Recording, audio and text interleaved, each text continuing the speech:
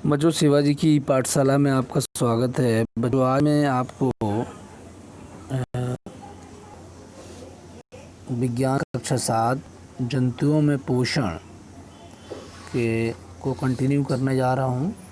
इसमें बच्चों आज मैं आपको बताऊंगा कि घास खाने वाले जंतुओं में पाचन किस प्रकार से होता है। जैसे मनुष्यों में पाचन मैंने आपको बताया था कि बच्चों मनुष्यों में पाचन होने के लिए पूरा पाचन तंत्र विकसित है और मुख से लेकर जो है बहुत सारे आहार नाल, जो हमारी सबसे बड़ी आहार नाल होती है, सबसे बड़ी भोजन की नली बोल सकते हैं, लंबी नलिका, भोजन की सबसे लंबी नली या भोजन की सबसे लंबी नलिका को हम आहार नाल कहते हैं। और आहार नाल को बहुत सारे भागों में हमने विभाजित किया था और ये जो भाग थे, इन भागों के बारे में हमने चर्चा की थी पिछले भाग में। और दांतों के बारे में भी हमने आपको बताया था कि मनुष्य के शरीर में 4 प्रकार के दांत होते हैं, जिसमें कृंतक जो होते हैं सबसे आगे होते हैं, उसके बाद रत्नक और अग्र चवर्णक और उसके बाद लास्ट में चवर्णक। जो सबसे लास्ट में जो दाढ़ें होती हैं, जिन्हें बुद्धि की दाढ़ भी कहा जाता है, जो सबसे आखिरी में निकलती हैं।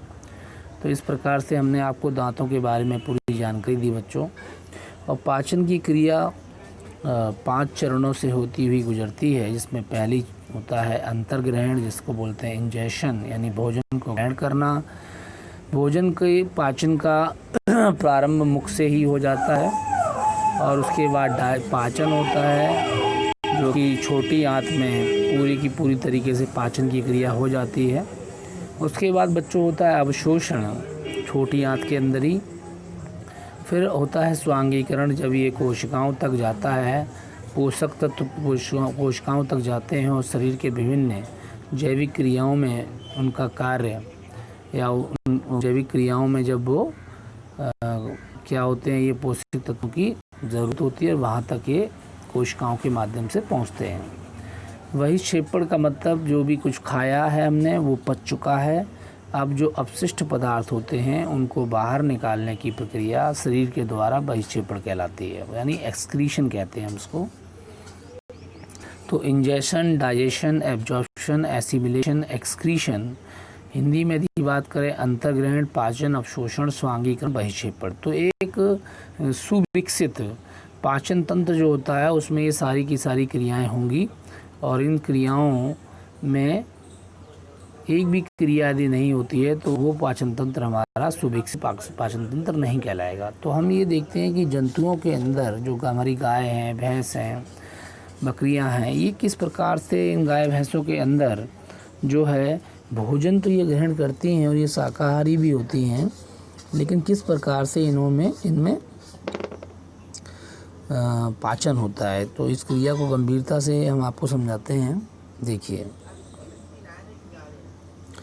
क्या आपने शाकाहारी जंतु गाय, भैंस आदि को भोजन ग्रहण करते हुए देखा है?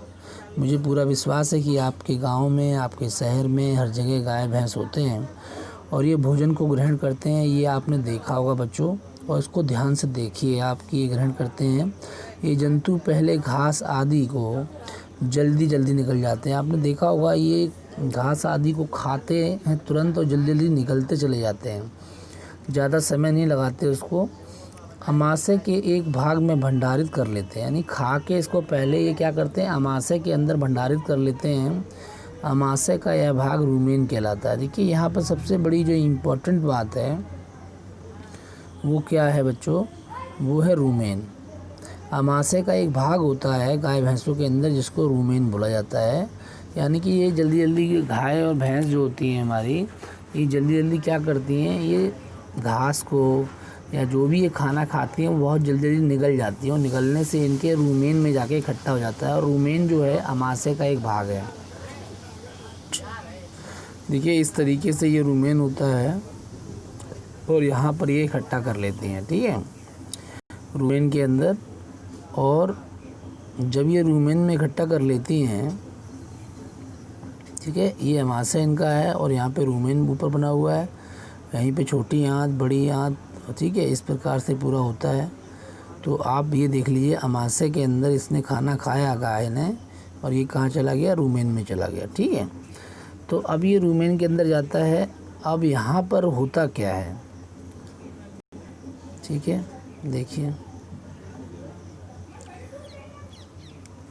रूमेन में भोजन का आंशिक पाचन होता है। देखिए आंशिक का मतलब होता है कि पूरी तरीके से किसी चीज़ का ना पचना। आंशिक मतलब कुछ अंश, यानी भोजन का कुछ अंश तो रूमेन में पच जाता है लेकिन पूरी तरीके से नहीं पचता। तो जंतु करते क्या हैं, और जब आंशिक पाचन होता है तो उसे जुगाल कहते हैं, ठीक है। तो हम ये भी कहते हैं कि जंतु जुगाली करते हैं। तो जुगाल यहाँ पे कहने का मतलब ये है कि आंशिक पाचन जो होगा वो तो रूमेन में हो जाता है, लेकिन पूरी तरह से पाचन करने के लिए जंतु क्या करते हैं, इसके बाद जंतु इसे छोटे छोटे पिंडकों के रूप में पुनः मुख में लाते हैं और इसे चबाते रहते हैं। देखिए पहले ये निगल जाते हैं और फिर ये रूमेन में जाके इकट्ठा हो जाता है, और फिर ये क्या करते हैं, छोटे छोटे पिंडकों में इसके रूप में ये अपने मुंह तक इसको लेकर आते हैं और फिर मुंह चलाते रहते हैं। पूरे दिन ये आप देखेंगे गाय भैंस का मुंह चलता ही रहता है। और जिस व्यक्ति का भी मुंह चलता रहता है हम इसको कहते हैं जुगाली कर रहे हो क्या यार, जुगाली करते रहे। जैसे कोई चिगम खाता है तो देखो मुंह चलाता रहता है, जुगाली करना बोलते हैं इसको। इससे डाइजेशन की प्रक्रिया इनकी हो जाती है। तभी आपने अक्सर इन जंतुओं को लगातार मुंह चलाते हुए देखा होगा। चबाने का यह प्रक्रम रोमंथम कहलाता है। देखिए कितना अच्छे वर्ड हैं कि देखिए इनके अंदर रूमेन होता है। क्या होता है बच्चों, रूमेन होता है। और जब ये मुंह को चलाते रहते हैं लगातार, इसको क्या कहते हैं, रोमंथम, ठीक है। यानी मुंह चलाते हुए देखा होगा, और चबाने का यह प्रक्रम क्या कहलाता है बच्चों, रोमंथम कहलाता है। यानी कि जब जंतु जो है गाय भैंस जब मुंह चलाते हैं तो उसको रोमंथम कहते हैं। उन्होंने घास को निगला और रूमेन में जाके इकट्ठा हो गया, फिर वो छोटे छोटे पिंडकों में मुंह तक लेकर आते हैं और फिर उसको चबाते हैं। और चबाने का ये प्रक्रम बच्चों क्या कहलाता है, रोमंथम कहलाता है।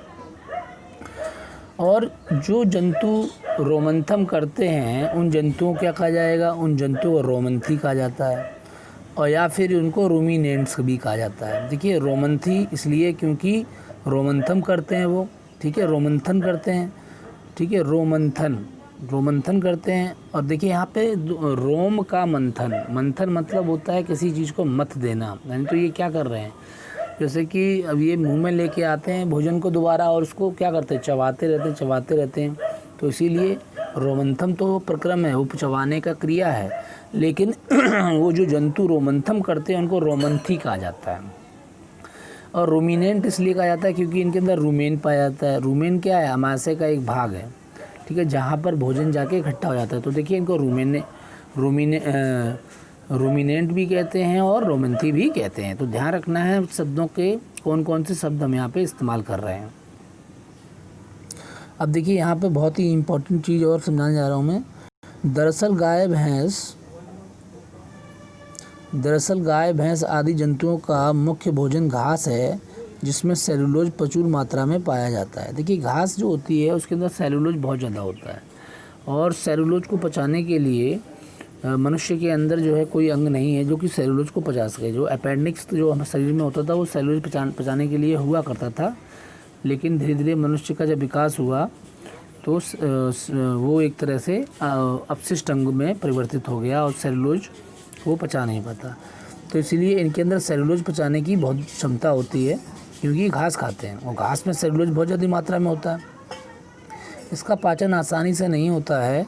और रूमिनेंट जो होते हैं, रूमिनेंट की छोटी आंत और बड़ी आंत के बीच में एक लंबी संरचना होती है। देखिए जिसे अंधनाल या फिर सीकम कहते हैं। अब बात ये आई कि ये सेलुलोज जो है ये पचेगा कैसे।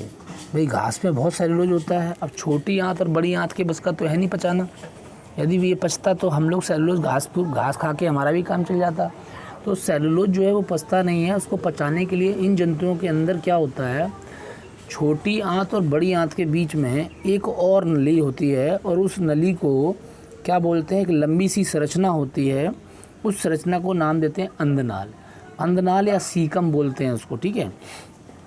और यहीं पर ही सेलुलोज का पाचन होता है। भोजन के सेलुलोज का पाचन इसी स्थान पर होता है, और ये अंधनाल मनुष्य में नहीं पाई जाती। देखिए ये अंधनाल कहाँ नहीं पाई जाती, मनुष्य में पाई नहीं जाती, और इसीलिए मनुष्यों के अंदर पाचन होता नहीं है सेलुलोज का। तो अंधनाल के अंदर यदि पूछा जाए कि गाय भैंस के अंदर जो है कहाँ पर पाचन होता है, तो आप बोलेंगे देखिए ये तो अमाशय है पूरा, ठीक है, इसी अमाशय का एक भाग ये रुमेन है, ठीक, और ये छोटी आंत इससे जुड़ी होगी और यहीं पे बड़ी आंत जुड़ी होगी। तो कहने का मतलब ये है कि छोटी आंत बड़ी आंत के बीच में एक नाल होती है, लंबी सी संरचना होती है जिसको हम अंधनाल बोलते हैं, और उसी अंधनाल के अंदर किसका पाचन हो रहा है? सेलुलोज का। किसका पाचन हो रहा है बच्चों?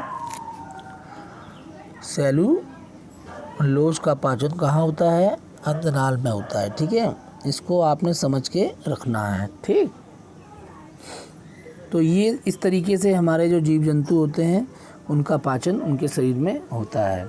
आगे देखिए,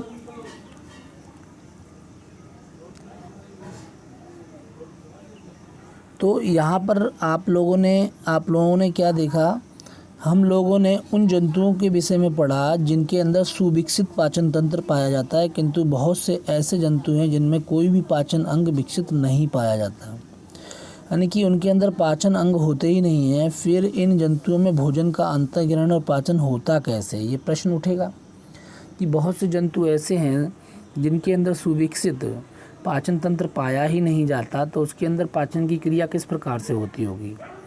तो चलिए एक कोशिकीय जीव जंतुओं के बारे में जानें, जिसमें अमीबा के पोषण का अध्ययन हम लोग यहाँ पे करेंगे। अमीबा और हाइड्रा, इनमें किस प्रकार से पोषण होता है और ये किस प्रकार से अपने भोजन को पचाते हैं, इसके बारे में हम लोग जानेंगे, ठीक है। तो अभी इस कक्षा में यही हो गया, अगली कक्षा में आपको मैं अमीबा और हाइड्रा के बारे में पूरी जानकारी दे दूँगा, ठीक है बच्चों। आज के लिए इतना बहुत है। थैंक यू वेरी मच बच्चों फॉर वॉचिंग दिस वीडियो।